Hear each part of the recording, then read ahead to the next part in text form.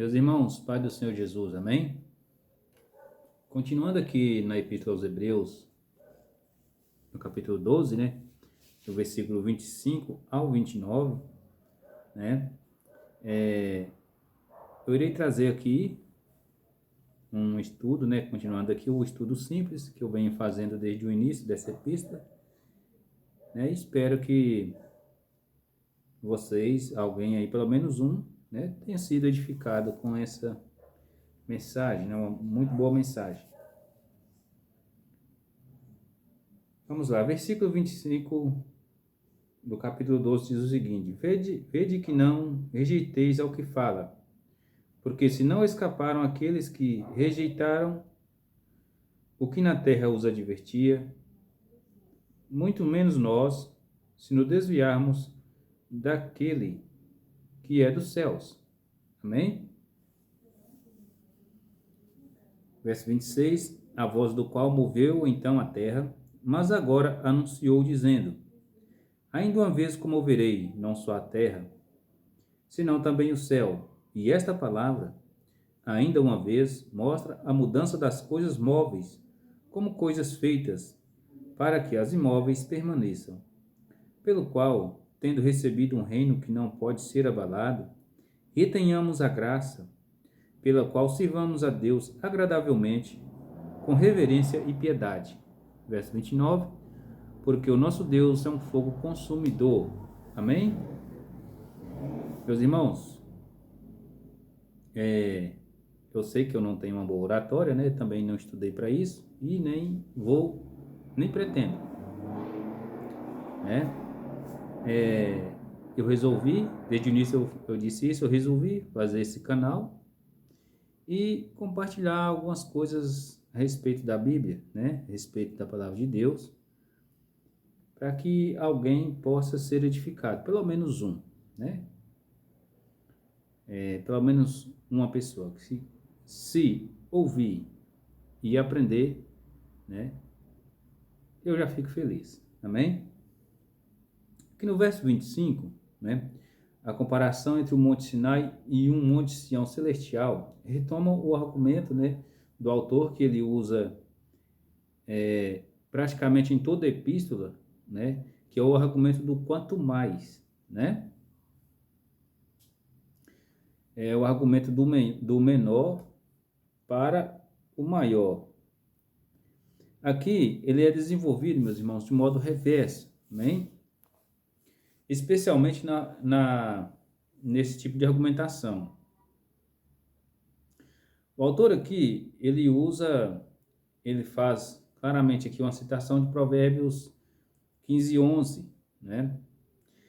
O que quer dizer? Se a lei foi gloriosa, né, e profaná-la era algo de se temer a Deus, profanar a lei, a gente sabe disso em toda a antiga aliança, né? Profanar a lei de Deus era algo tão terrível, né? Quanto mais devemos temer a profanação da glória, né? Mais aterradora da nova aliança, concedida a nós por Cristo Jesus. E o contexto desse versículo aqui, do versículo 25, né? Você vai ver Provérbios 15:11 e do versículo 25 ao 29. Esse é o contexto deste versículo, amém? A terra, no verso 26, a terra tremeu quando Deus veio dar a lei no Monte Sinai, né? Nós temos a referência aqui lá em Êxodo 19, versículo 18, amém? Aqui, versículo 26 diz o seguinte: a voz do qual moveu então a terra, né? Mas agora anunciou dizendo: ainda uma vez comoverei não só a terra, senão também o céu. Amém? Ó, aqui tem outros paralelos com esse versículo aqui do Antigo Testamento, que é Isaías 13:3, né? E também aqui o autor cita diretamente Ageu 2:6. Amém? eu vou estar passando para vocês só as referências. Se vocês tiverem curiosidade de olhar nas suas Bíblias, vocês olhem, né? Vocês leem e que vocês possam aprender aí com Deus, né? O verso 27, e esta palavra ainda uma vez mostra a mudança das coisas móveis como coisas feitas para que as imóveis permaneçam. Amém? Aqui, meus irmãos, nesse texto, como aqui nesse texto ele faz várias citações de Ageu, aqui também nesse versículo também é a mesma coisa. Ele faz uma citação de Ageu 2,5, né? Que mencionou a promessa feita por Deus quando tirou Israel do Egito. E ainda uma vez se refere a Ageu 2,6. Refere-se a um tremor específico, né, anterior. Era natural dos líderes religiosos na época interpretar o primeiro tremor de 2,6 como um evento do Sinai, né? E também a gente que lê a Bíblia hoje compreende que aquilo ali foi o primeiro tremor, né? Porque tudo, esses textos, eles têm que se intercalar, eles têm que se associar um com o outro. Se não der associação, não tem como, né?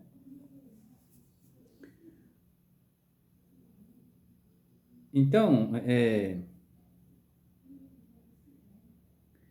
como o evento Sinai, o segundo tremor era claramente um tremor futuro, né? Esse segundo tremor, quando Deus subjugaria as nações e encheria seu templo de glória. Ageu 2,7.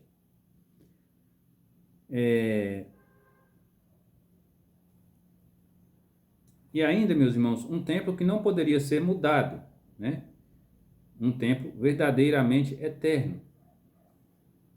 Agora, que templo é este, né? Para que as imóveis permaneçam. Que templos são esses, né? Existem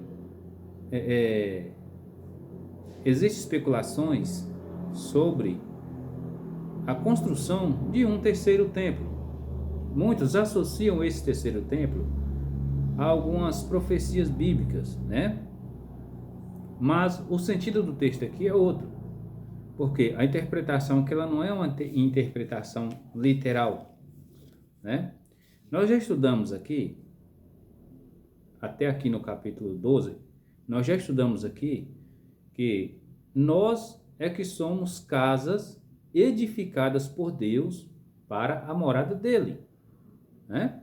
Nesse caso, o apóstolo Paulo, ele nos ensina que nós somos templos do Espírito Santo.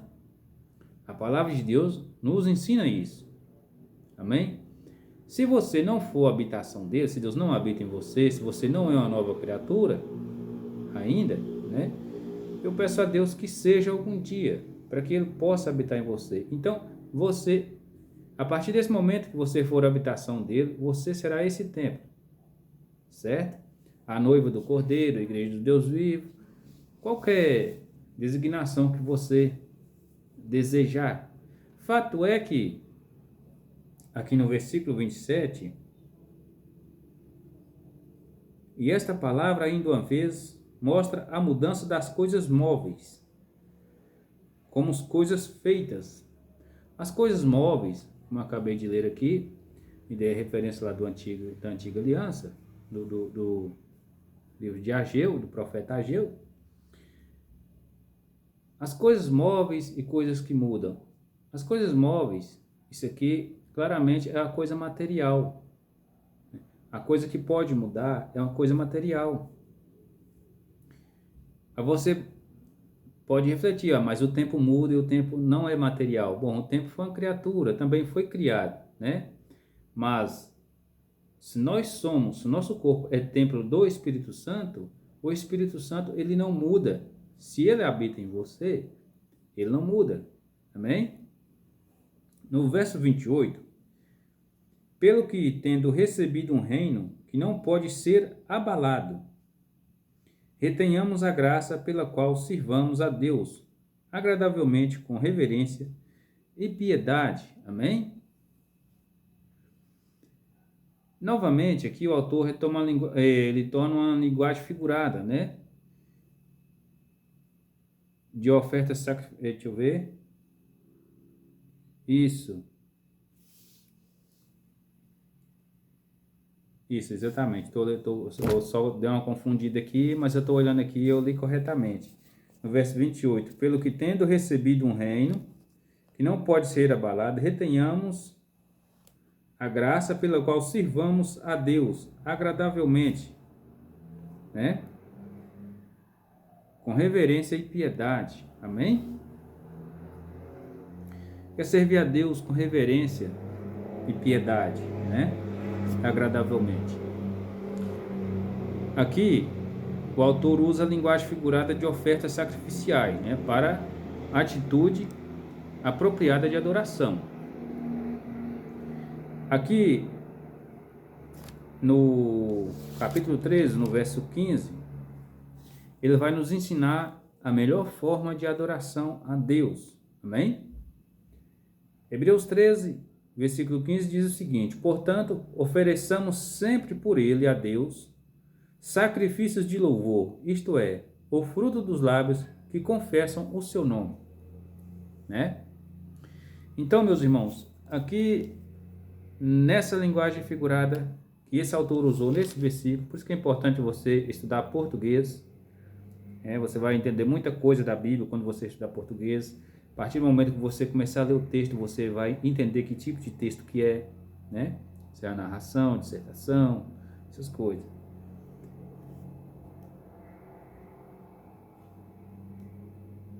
Servir a Deus com reverência, né? O autor traz aqui para nós também uma advertência: servir a Deus com reverência. Por quê? Hoje é difícil a gente ver, é raro de se ver, né, nos nossos dias, esse tipo de pessoas que servem a Deus com reverência, né? A palavra de Deus já nos ensina que o próprio diabo, ele tem mais reverência a Deus do que nós, e isso é o fato, né? Ele sabe de onde que ele veio, nós nunca foi lá, ele já veio de lá, então ele sabe quem é Deus, ele conhece a Deus melhor do que nós, amém? Meus irmãos, como eu acabei de explicar aqui no versículo 27, para que as coisas imóveis permaneçam, o que essas coisas imóveis? É o reino recebido, né?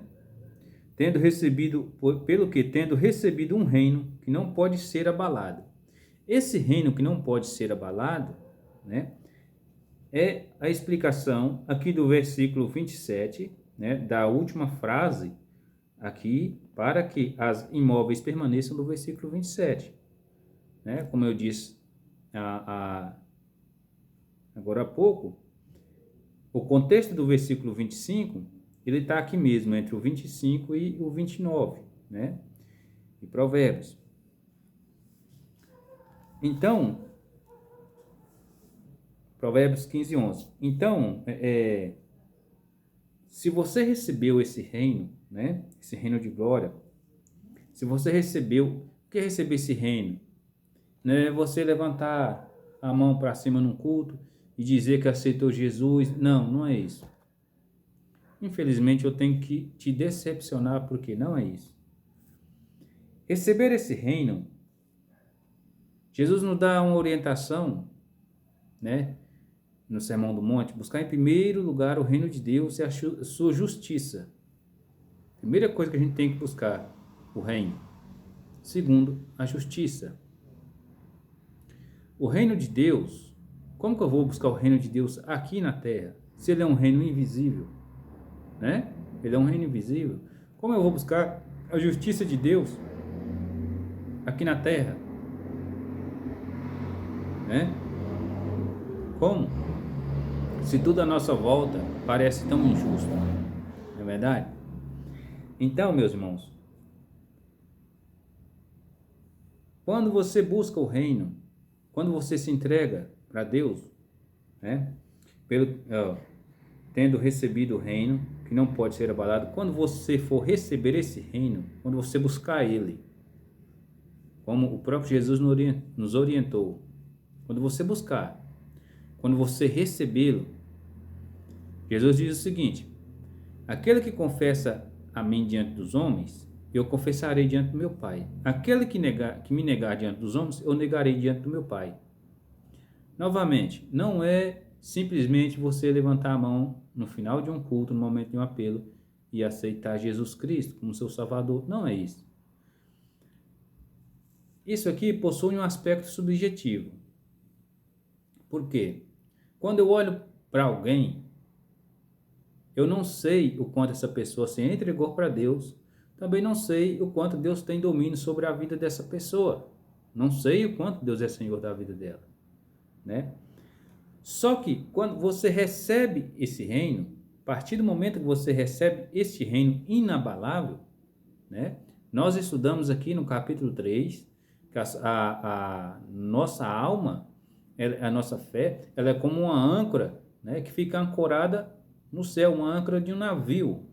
O autor dessa epístola compara isso, né? Ele faz esse tipo de comparação, que a nossa alma, quando nós somos de Cristo, é como uma âncora de um navio ancorado, estacionado. Por isso que o autor vem dizer aqui que essas coisas imóveis, né, para que as imóveis, as coisas que não se movem, permaneça, né, ainda,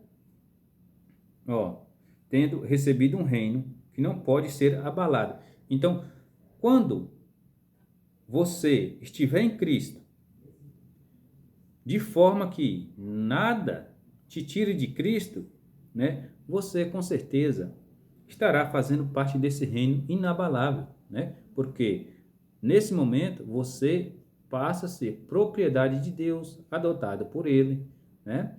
Você passa a ser templo do Espírito Santo. E quem é esse Espírito Santo? O Espírito Santo é Deus santificado no nosso coração. Simples assim. O Espírito Santo é Deus, né? Porém, o Espírito Santo, quando você recebe isso aqui, esse evangelho, essa palavra, você está aceitando, recebendo, né, da parte de Deus. Aceitando não, você está recebendo, né? Quando você recebe, porque é Deus quem te dá, né? É Deus quem te dá. Então, quando você recebe isso aqui da parte de Deus, você recebe essa fé inabalável no Criador, essa convicção, quando você tiver a convicção que a partir do momento que você fechou os seus olhos para morrer, quando no momento, exato momento que você morrer, você estará com Ele. Quando você tiver essa convicção, né? Quando você tiver uma fé totalmente voltada para Cristo, né? Porque Jesus, quando ele fala ali da parábola da mostarda, ali tem um ensino muito profundo, porque a mostarda era uma árvore que não aceitava enxerto, né? Do mesmo modo, Cristo está dizendo: eu não aceito enxerto. Então, ele não aceita você ter fé nele e em mais alguém, né? Isso para ele não existe. Ou é 100% dele ou não é. Amém? No verso 29, porque nosso Deus é um fogo consumidor. Amém? O autor aqui interpreta Deuteronômio 4:24 de modo literal, né? Deuteronômio 9:3 e Êxodo 24:17. Amém? O texto de Deuteronômio prossegue e chama Deus de Deus zeloso. Hebreus 12:29 é claramente uma advertência contra tomar a revelação suprema como certa. Amém? E qual é essa revelação suprema, né? Eu já falei aqui, a revelação suprema é o nosso Senhor Jesus, né? A palavra revelada, Cristo. Gente, eu vejo muita gente tratando de modo irreverente, né? Digamos assim, porque aqui pede para a gente servir a Deus agradavelmente e com reverência, né? O problema é que o sistema religioso, às vezes ele coloca uma carga tão pesada nas suas costas, né? Típico dos fariseus da época de Jesus Cristo, os santões, às vezes há tão fardos pesados que as pessoas não conseguem carregar. E as poucas que conseguem carregar, elas se tornam religiosas natas, né? Isso por quê? Porque A conversão ao Deus vivo não é você que se converte a Ele. É Ele que vem e te convence. Então, quando você recebe esse Espírito, esse reino aqui, você vai compreender que a conversão ela é espiritual e não um simples fator psicológico. Isso porque as pessoas que aceitam a ser subjugadas com esses tipos de fardos, né? Não vou dizer todas, mas 98% a conversão delas são de fator psicológico. São induzidas, né? Induzidas a fazer parte de um grupo religioso, né?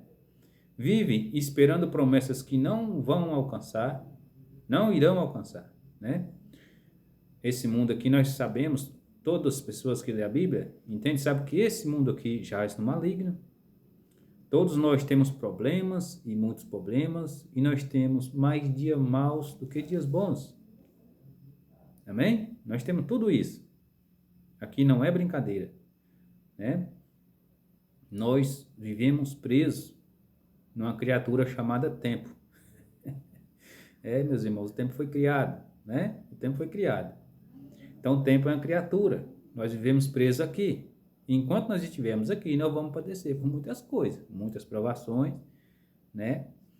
Mas nós temos essa viva esperança, que é o nosso Senhor Jesus, amém? Eu gosto demais desse desfecho aqui dos últimos versículos, principalmente do 27 e do 28, né? Porque quando você tem o discernimento, quando Deus te der o discernimento correto da Escritura, né? Porque o Espírito Santo, ele nos guia em toda a verdade, né? Então, quando Deus te der esse discernimento, essa fé e essa capacidade de ver essas coisas, né? Você será, né, com certeza, eu creio nisso, você estará fazendo parte desse reino inabalável e você será uma nova criatura, amém? E lembrando bem, meus irmãos, que esse reino, né, inabalável, ele é imóvel, ele permanece para sempre, né? Ele não se movimenta nem para a direita, nem para a esquerda, né? A própria palavra de Deus, ela vem nos trazer essa declaração maravilhosa do nosso Senhor Jesus, amém? Deus continue nos abençoando e até a próxima.